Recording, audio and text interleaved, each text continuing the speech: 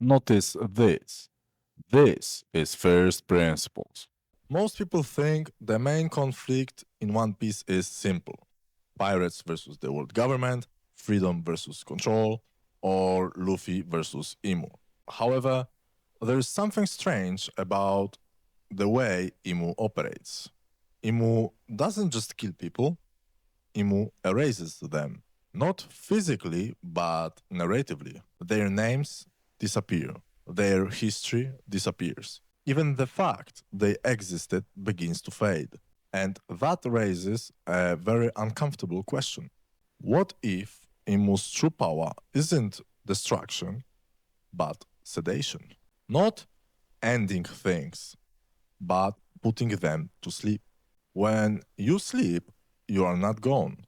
Your body is still there, your mind is still active, but you are disconnected. You are not acting, you are not deciding, you are not changing anything. You exist without the movement. Now, think about the world of One Piece. The Void Century isn't just hidden, it's blank, not rewritten, not explained, blank, just blank, like a page that was never allowed to be written on. And the word government doesn't just hide the truth, it prevents people from even approaching it. It doesn't argue, it suppresses. And because suppression is quieter than distraction, if something is destroyed, people notice. But if something is never allowed to exist, people never ask. Now, here is where it gets interesting. Luffy doesn't behave like someone trying to take control of the world. He behaves like someone who refuses to fall asleep inside it. Luffy doesn't wait. He doesn't postpone himself. He doesn't say one day. He acts now. Even when it makes no sense, even when it's dangerous, even when it could kill him. And that's important because sleep is not just a rest. Sleep is postponement. Sleep is when nothing changes. And the world government doesn't need to kill everyone. It only needs to keep the world in a state where nothing truly changes, where no one reaches the end, where no one completes the story, where every movement eventually slows down and stops. Look at Imu. Imu doesn't rule Imu doesn't rule like a conqueror. Imu rules like a preservation system. Imu maintains, stabilizes, prevents disruption. Not because disruption is evil, but because disruption leads to endings, and endings lead to new beginnings, which means losing control. This is why Imu erases entire islands, not to punish them, but to prevent their existence from continuing forward, to prevent momentum, to prevent awakening. And here is the key idea: Imu isn't afraid of a person, Imu is afraid of a chain reaction. Because awakening is never isolated, it's not just one act, it's a signal. And One Piece keeps showing the same pattern. Look, Luffy arrives. He doesn't conquer the island, he doesn't rule it, and he also doesn't stay. He leaves. But the island never goes back to the state what it was before. In Alabasta, Crocodile falls and the country regains its will.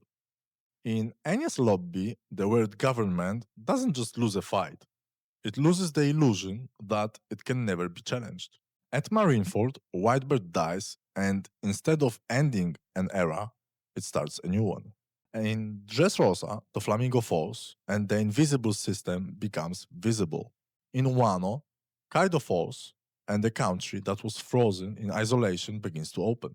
These aren't just victories, they are ignition points, because sometimes just a little spark begins a movement. There is something else hidden in this pattern, and it's easy to miss because it doesn't happen when Luffy arrives. It happens after. Every time he leaves, something remains. Not his presence, not his strength, but the memory of what became possible. People who were passive start acting. People who were silent start speaking. People who were controlled start deciding. And control doesn't break when someone attacks it. Control breaks when people stop depending on it. This is where the Revolutionary Army enters the picture. Revolutionaries don't create awakening, they move with it. Dragon doesn't force the world to move, he waits, which is annoying. Because once people begin moving on their own, movement becomes hard to stop, almost impossible. Revolution doesn't begin with violence, it begins with realization. The words starts shifting first, and then the fire spreads. And at the same time, something even more unsettling begins to happen. Inside the system itself, Sword exists. Marines, who are still inside the structure, but no longer fully defined by it, they haven't left. But they also can't be fully controlled anymore, which means the system is no longer a single machine. It starts to split. Not through destruction, through divergence.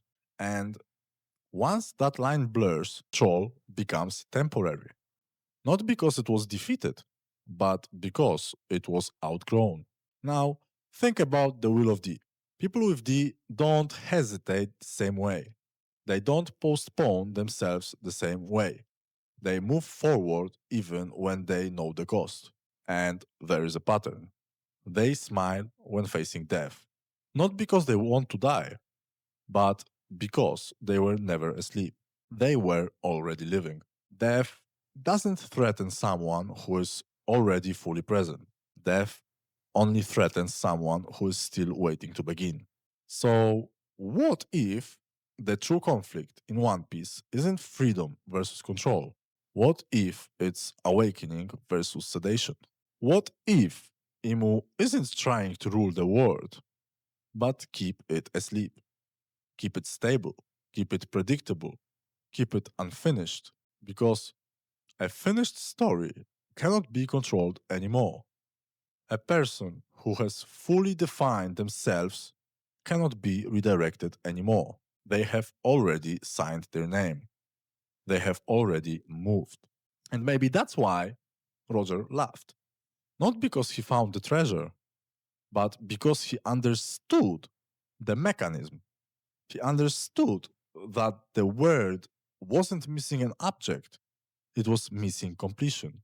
He was too early, not because he lacked strength, but because the world wasn't ready to wake up yet. Not because he found treasure, but because he reached the end and realized the end was never the point. When you reach the end of a journey, something strange happens. There's nothing left to follow. No instructions, no map, no script, just a blank page. And for most of people, that's terrifying because blank page means responsibility. It means there is no one left to follow. You have to write it yourself. Roger didn't laugh because he found something. He laughed because he realized the world was waiting for someone else to continue it.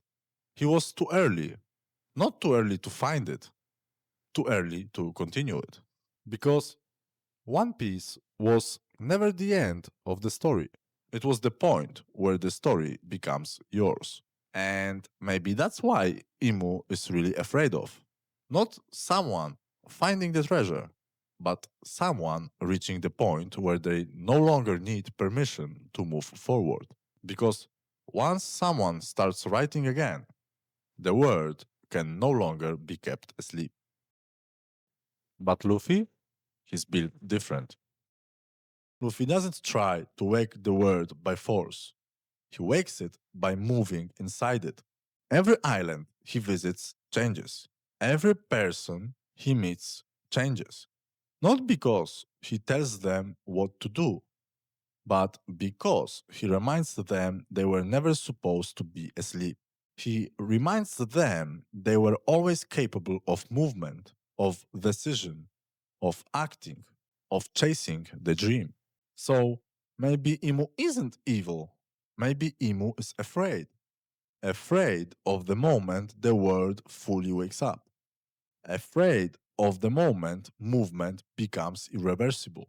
Afraid of the moment people stop waiting. Because once something truly begins, it cannot be put back to sleep. And maybe One Piece was never meant to be found by someone who was still asleep. Maybe One Piece is what exists at the exact moment you wake up. If that moment ever comes, the world won't need to be controlled anymore because it will finally be alive. Thank you guys for watching. I hope this video gave you some new ideas, new thoughts, and see you next time.